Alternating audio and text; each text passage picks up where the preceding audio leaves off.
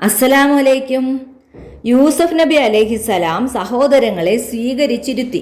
പിന്നീട് തൻ്റെ പ്രിയ സഹോദരൻ ബെന്യാമിൻ്റെ അടുത്ത് യൂസഫ് നബി അലൈഹിസലാം ഇരുന്നു. ബെന്യാമൻ കരയുകയായിരുന്നു. പ്രവാചകൻ ചോദിച്ചു, നീ എന്തിനാണ് കരയുന്നത്? എൻ്റെ സഹോദരൻ യൂസഫ് ഉണ്ടായിരുന്നെങ്കിൽ ഞാൻ അദ്ദേഹത്തിൻ്റെ അടുത്തിരിക്കുമായിരുന്നു. രാത്രിയായപ്പോൾ യൂസഫ് നബി അലൈഹിസലാം ബെന്യാമിൻ്റെ അടുത്തെത്തി. പ്രവാചകൻ സ്നേഹത്തോടെ ചോദിച്ചു, നിനക്ക് എന്നെ നിന്റെ സഹോദരനെ പോലെ കാണാൻ കഴിയുമോ? ബെന്യാമൻ ബഹുമാനപൂർവ്വം മറുപടി നൽകി, ഒരിക്കലും എൻ്റെ സഹോദരൻ്റെ സ്ഥാനത്ത് കാണാൻ കഴിയില്ല. ഇത് കേട്ട് പ്രവാചകൻ തകർന്നുപോയി. ബെന്യാമൻ, ഞാൻ നിങ്ങളുടെ നഷ്ടപ്പെട്ട സഹോദരനാണ്.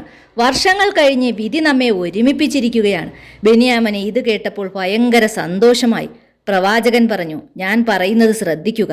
സമയമാകുന്നതുവരെ ഇത് രഹസ്യമായി സൂക്ഷിക്കണം. ബെന്യാമിൻ അത് സമ്മതിച്ചു. അവൻ പ്രവാചകനെ കെട്ടിപ്പിടിച്ചു. സന്തോഷം കൊണ്ട് കണ്ണു നിറഞ്ഞു.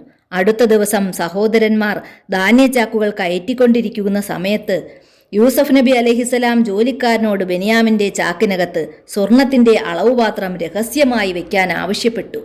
സഹോദരന്മാർ പുറത്തേക്ക് പോകാൻ തുടങ്ങിയതും പടയാളികൾ ഓടിവന്നു. നിങ്ങൾ മോഷ്ടാക്കളാണ്, പടയാളികൾ ആക്രോശിച്ചു. ചുറ്റുമുള്ള ജനങ്ങൾ ഇത് കേട്ടു. സഹോദരന്മാർ പടയാളികളോട് ചോദിച്ചു, എന്താണ് നിങ്ങൾക്ക് നഷ്ടപ്പെട്ടത്? രാജാവിൻ്റെ സ്വർണ്ണക്കപ്പ് എന്ന് സൈനികർ പറഞ്ഞു. ഞങ്ങളിവിടെ മോഷ്ടിക്കാൻ വന്നവരല്ല, മറ്റൊരു സഹോദരൻ പറഞ്ഞു. സഹോദരങ്ങളെ ചോദ്യം ചെയ്യാൻ പ്രവാചകൻ സൈനികരോട് നിർദ്ദേശിച്ചു. അവരുടെ ചാക്കുകൾ ഓരോന്നിലായി തിരയാൻ തുടങ്ങി. ബെന്യാമിൻ്റെ ചാക്ക് എത്തിയപ്പോഴേക്കും അതിൽ നിന്നും സ്വർണ്ണക്കപ്പെടുത്തു. സഹോദരങ്ങൾ ഞെട്ടിപ്പോയി.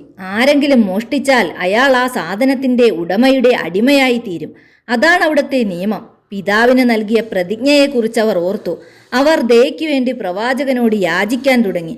അവന് പകരം ഞങ്ങളിലൊരാളെ കൊണ്ടുപൊയ്ക്കോളൂ എന്നായി. ബെന്യാമിനെ കൊട്ടാരത്തിൽ നിർത്താൻ വേണ്ടിയായിരുന്നു പ്രവാചകൻ അങ്ങനെ ചെയ്തത്.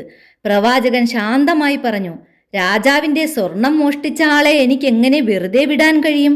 സഹോദരന്മാരിൽ മൂത്തവനായ യൂദ ദുഃഖത്തോടെ പറഞ്ഞു, ബെന്യാമിനെ തിരിച്ചു കൊണ്ടുവരാമെന്ന് പിതാവിന് ഞങ്ങൾ വാഗ്ദാനം ചെയ്തിട്ടുണ്ട്. ബെന്യാമിനെ സ്വതന്ത്രനാക്കും വരെ ഞാനിവിടെ നിൽക്കാം. യൂദായെ അവിടെ ഉപേക്ഷിച്ചിട്ട് സഹോദരങ്ങൾ യാത്രയായി. അയാൾ അവിടെ ബെന്യാമിൻ്റെ വിളിക്കു കാത്തിരുന്നു. യൂദയുടെ പെരുമാറ്റം നിരീക്ഷിക്കാൻ പ്രവാചകൻ രഹസ്യമായി ആളിനെ ഏർപ്പാട് ചെയ്തു. പ്രവാചകൻ സഹോദരന്മാരുടെ ആത്മാർത്ഥത പരിശോധിക്കുകയായിരുന്നു. അവരുടെ സഹോദരനു വേണ്ടി അവർ മടങ്ങി വരണമെന്ന് അദ്ദേഹം ആഗ്രഹിച്ചു. ദിവസങ്ങളോളം യാത്ര ചെയ്ത് അവർ യാക്കൂബ് നബിയുടെ